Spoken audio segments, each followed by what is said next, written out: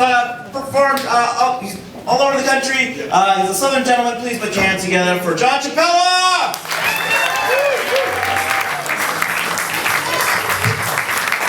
Hello, Santa Monica. I'm so happy the nursing home let me out this late at night. Let me tell you. Women. I love women. Really, I mean, life for me would not be worthwhile if there weren't women in it. They are so much fun and so much fun to be with. This was brought home to me once again just this Valentine's. I started off the morning by reading an article that said 85% of males and females intended to score on Valentine's Day. This really grabbed my attention because my girlfriend, Susan, and I do not have sex regularly. Okay, I know I'm a lucky guy, but I've accepted it. I affectionately refer to her nickname as Haley's Comet because we do have sex every 76 years, notwithstanding what mood she's in. And I have to tell you, to get her in the mood, and this is true, it is akin to reconciling Einstein's theory of relativity with quantum physics, which, by the way, can be done if you assume time is an illusion, but that's for a different lecture. She's really a funny girl, let me tell you.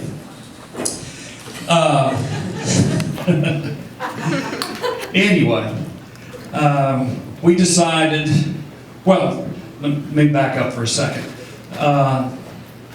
I didn't go into this relationship blindly. I mean, I had a very good love mentor when I was in college, and even though he was only 17 at the time, he did tell me, and this is true, he says, John, women are just not worth it.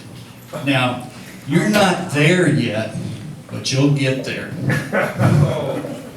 Oh, whoa! I don't want to break any hearts out there.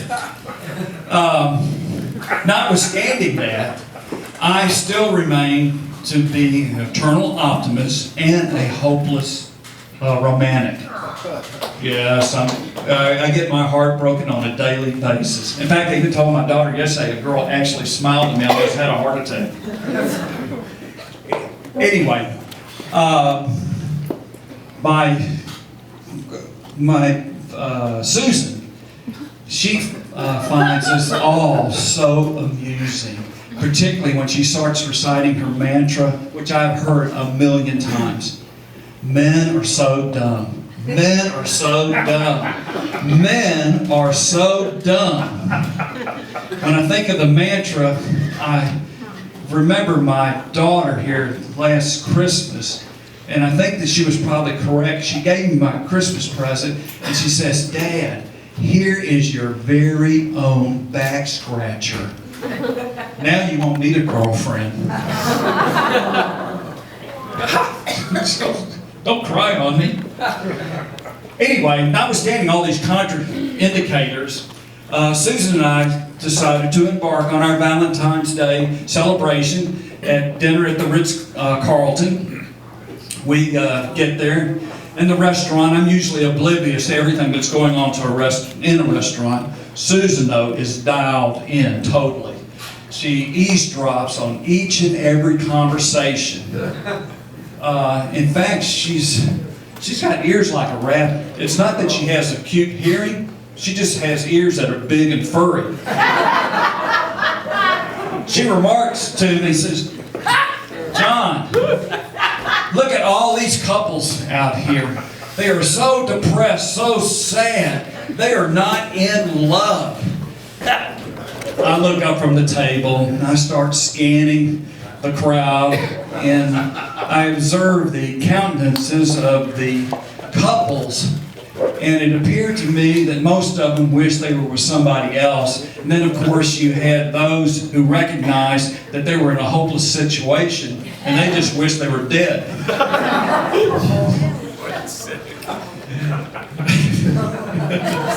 It's funny when I laugh at my own stuff and I know it's gonna come.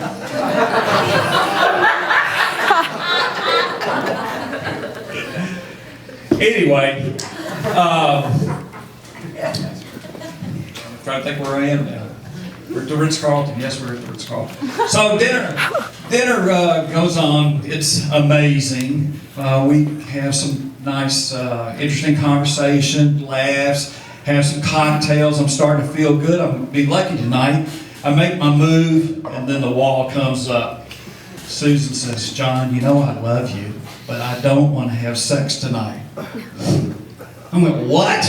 I said, "This is Valentine's Day. This is the sex day of the year." It doesn't matter. I said, "Well, then why did you put me through all this? Dinner, conversation, laughs.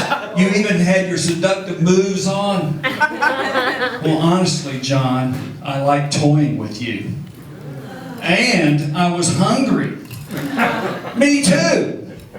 Well, of course, it kind of reminded me years ago when I first met her, where she gave me this admonition that she says, "John, you need to know something. All women lie all the time and about everything." And I started thinking to myself, and when she gave me this admonition, even at that time, that epiphany, I quizzed her about it, and I said, "Okay." Get on stage. I said, let me get this straight. You're saying to me that if I tell a girl that I'm in love with her, she responds and says that she's in love with me, she takes her clothes off, we have sexual intercourse, she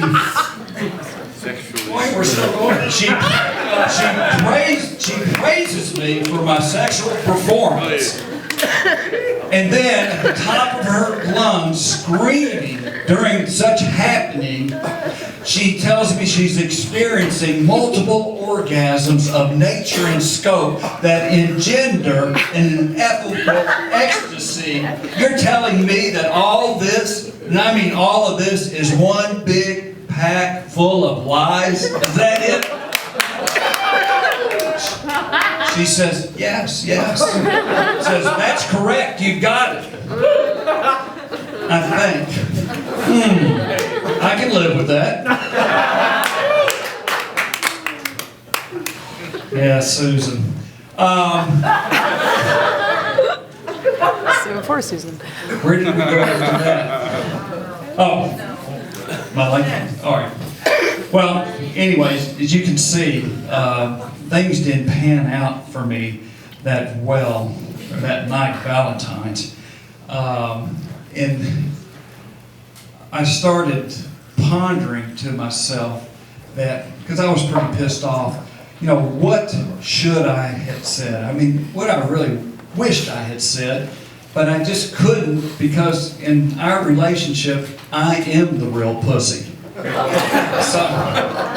then I rethought things, and I said, okay.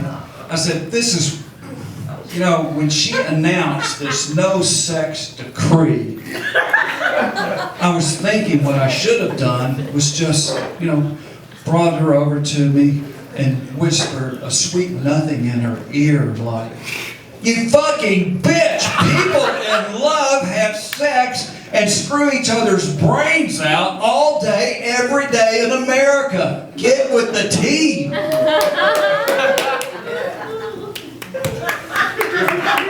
No, hey, please, no laughing. Anyway, she obviously did not get with the team. I had to go home. I started, beating on my dashboard as I'm riding home, trying to vent all my anger.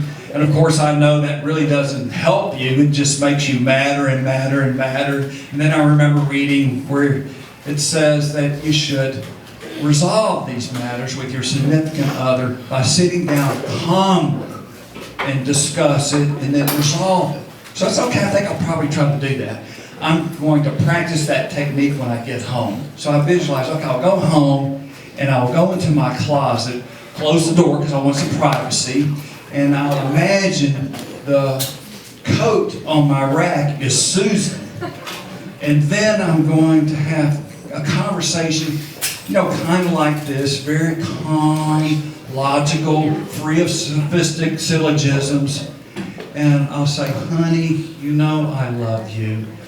And I know that you realize, or I realize, that you withholding sex from me is not on purpose.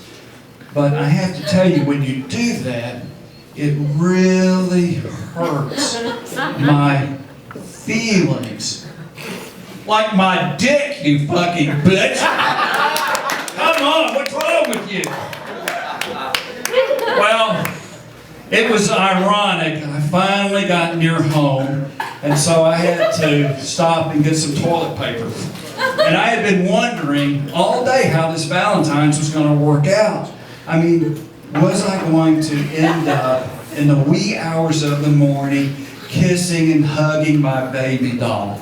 And here I get the answer. 2 a.m. in Walgreens, open 24 hours a day. There I am, snuggling up next to the squeezably soft Charmin.